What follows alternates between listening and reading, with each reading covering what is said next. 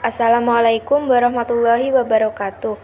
Kami dari kelompok 6 mata kuliah akuntansi manufaktur akan mempresentasikan materi tentang penentuan harga pokok produk bersama dan produk sampingan. Anggota kelompok 6 ini yaitu 1. Maya Widya Putri dengan NIM 12640620214, 2. Muhammad Khairul Umam dengan NIM 1264062025156, 3. Priska Olivia dengan NIM 1264062029169 dan Rosa Oktaviani dengan NIM 126406202182. Berikut ini materi dari kelompok kami. A. Definisi biaya bersama. Biaya bersama dapat diartikan sebagai biaya overhead bersama atau joint overhead cost yang harus dialokasikan ke berbagai departemen baik dalam perusahaan yang kegiatan produksinya berdasarkan pesanan maupun kegiatan produksinya secara massal. Biaya produk bersama atau joint product cost adalah biaya yang dikeluarkan sejak saat mula-mula bahan baku diolah sampai saat di mana berbagai macam produk dapat dipisahkan identitasnya. Produk sampingan adalah salah satu produk atau lebih yang nilai jualnya relatif lebih rendah daripada produk yang nilai jualnya lebih tinggi. Produk sekutu adalah dua produk atau lebih yang diproduksi pada saat yang bersamaan tapi tidak dari kegiatan pengelolaan atau tidak berasal dari bahan baku yang sama. B. Karakteristik produk bersama, produk sampingan, dan produk sekutu. Produk bersama dan produk sekutu memiliki karakteristik sebagai berikut. 1. Produk bersama dan produk sekutu adalah merupakan tujuan utama kegiatan produksi. 2. Harga jual produk bersama dan produk sekutu relatif lebih tinggi apabila dibandingkan dengan produk sampingan yang dihasilkan pada saat yang lama. 3. Dalam mengolah produk bersama tertentu, produsen tidak dapat menghindarkan diri untuk menghasilkan semua jenis produk bersama. Jika ia memproduksi hanya salah satu di antara produk bersama tersebut. Dalam perusahaan daging kaleng misalnya, setiap penyembelihan sapi dan diperoleh daging, kulit, dan lemak. Jika produsen ingin mengolah dagingnya saja, tidak bisa. Ia harus memanfaatkan kulitnya dibuat makanan atau dijual dalam bentuk kulit. Produk sampingan dapat digolongkan sesuai dengan dapat tidaknya produk tersebut dijual pada saat terpisah dari produk utama. 1. Produk sampingan yang dapat dijual yang telah terpisah dari produk utama tanpa perlu pengelolaan lebih lanjut. 2. Produk sampingan yang memerlukan pengelolaan lebih lanjut setelah terpisah dari produk utama. Contoh, produk sampingan yang tidak memerlukan pengelolaan lagi setelah terpisah dari produk utama yaitu proses penggilingan gabah, produk sampingan berupa menir, katul, tidak dapat langsung dijual secara terpisah dari beras. C. Akuntansi produk bersama. Masalah pokok akuntansi harga pokok bersama adalah penentuan proporsi total biaya produksi yang dikeluarkan sejak bahan baku diolah hingga produk-produk dipisahkan identitasnya. Biaya bersama dapat dialokasikan kepada tiap-tiap produk bersama dengan menggunakan salah satu dari 4 metode di bawah ini. 1. Metode nilai jual relatif, yaitu harga jual suatu produk merupakan perwujudan biaya-biaya yang dikeluarkan dalam mengolah produk tersebut. 2. Metode satuan fisik. yaitu biaya bersama dialokasikan kepada produk atas dasar koefisien fisik, kuantitas bahan baku pada masing-masing produk. 3. Metode rata-rata biaya persatuan dilakukan bila produk bersama yang dihasilkan diukur dalam satuan yang sama. 4. Metode rata-rata tertimbang, yaitu dengan mengalihkan kuantitas produksi dengan angka penimbang kemudian hasilnya digunakan sebagai dasar alokasi.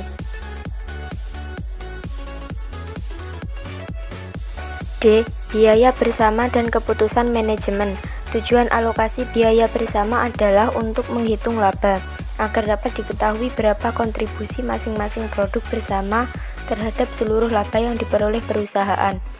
Harga setiap produk bersama dari proses alokasi tidak bermanfaat bagi manajemen dalam pengambilan keputusan, bahkan seringkali menyesatkan. Keputusan apakah suatu produk diolah lebih lanjut atau tidak ditentukan juga oleh pertimbangan-pertimbangan lain. Misalnya, perusahaan tidak ingin memperluas usahanya ke arah pengolahan lebih lanjut produknya karena tidak tersedianya tenaga kerja atau sulit memperoleh bahan baku. E. Akuntansi produk sampingan. Alokasi biaya bersama kepada produk utama dan produk sampingan relatif rendah apabila dibandingkan dengan produk utama. Meskipun demikian, ada beberapa metode untuk mengalokasikan biaya bersama kepada produk utama dan produk sampingan, yaitu 1. Metode tanpa harga pokok atau non-cost method, yaitu metode-metode yang memperlakukan pendapatan penjualan produk sampingan sebagai pendapatan atau pengurangan biaya produksi. 2. Metode harga pokok atau cost method, yaitu metode yang mencoba mengalokasikan sebagian biaya bersama kepada produk sampingan dan menentukan harga pokok persediaan produk atas dasar biaya yang dialokasikan tersebut. F. Metode tanpa harga pokok.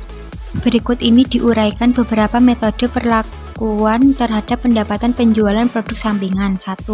Pendapatan penjualan produk sampingan diperlakukan sebagai pendapatan di luar usaha. Dalam metode ini, pendapatan uang diperoleh dari penjualan produk sampingan dikurangi dengan penjualan returnnya, dicatat dalam rekening. Pendapatan penjualan produk sampingan dan pada akhir periode akuntansi ditutup ke rekening laba rugi dalam kelompok penghasilan di luar usaha atau other income. Metode ini tidak mencoba menentukan harga pokok produk sampingan. Metode ini cocok digunakan dalam perusahaan yang A. Nilai produk sampingan tidak begitu penting atau tidak dapat ditentukan. B. Penggunaan metode yang lebih teliti memerlukan biaya yang tidak sebanding dengan manfaat yang diperoleh.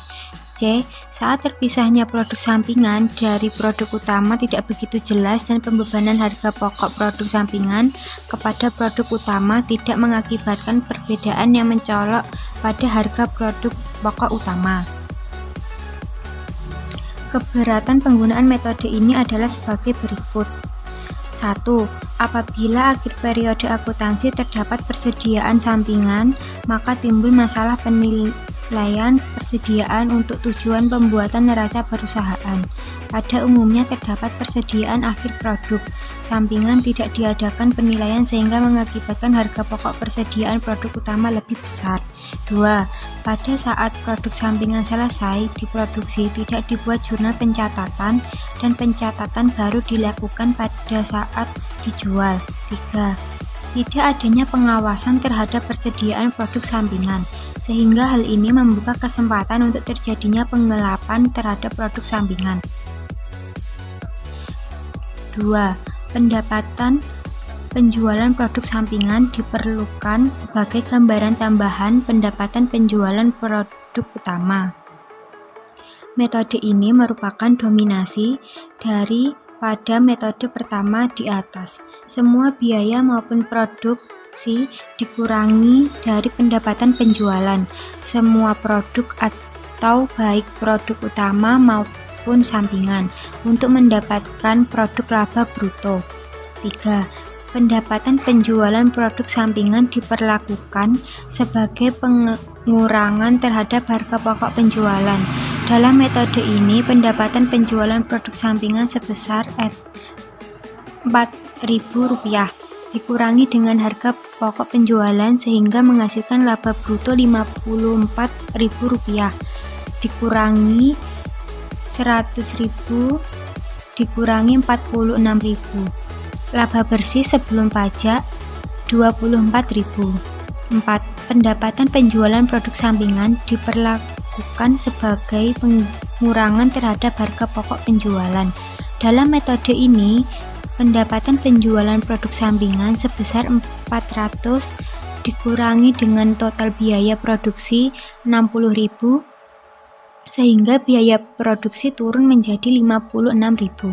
Hal ini menyebabkan biaya produksi persatuan turun 1,87.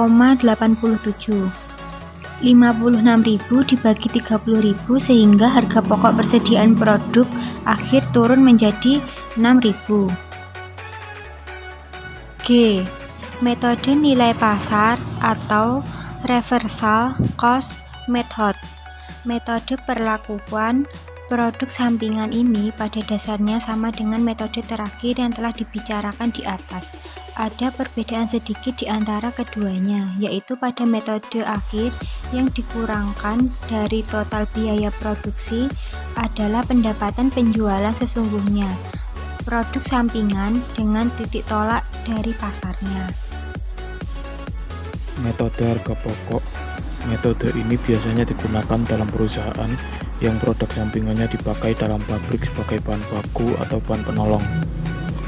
Harga pokok yang diperhitungkan dalam produk sampingan adalah sebesar harga beli atau biaya pengganti replacement cost yang berlaku di pasar. Jumlah ini kemudian dikreditkan pada rekening barang dalam proses biaya bahan baku sehingga mengurangi biaya produksi utama. Pengurangan biaya produksi ini menyebabkan harga pokok persatuan persediaan produk utama menjadi lebih rendah.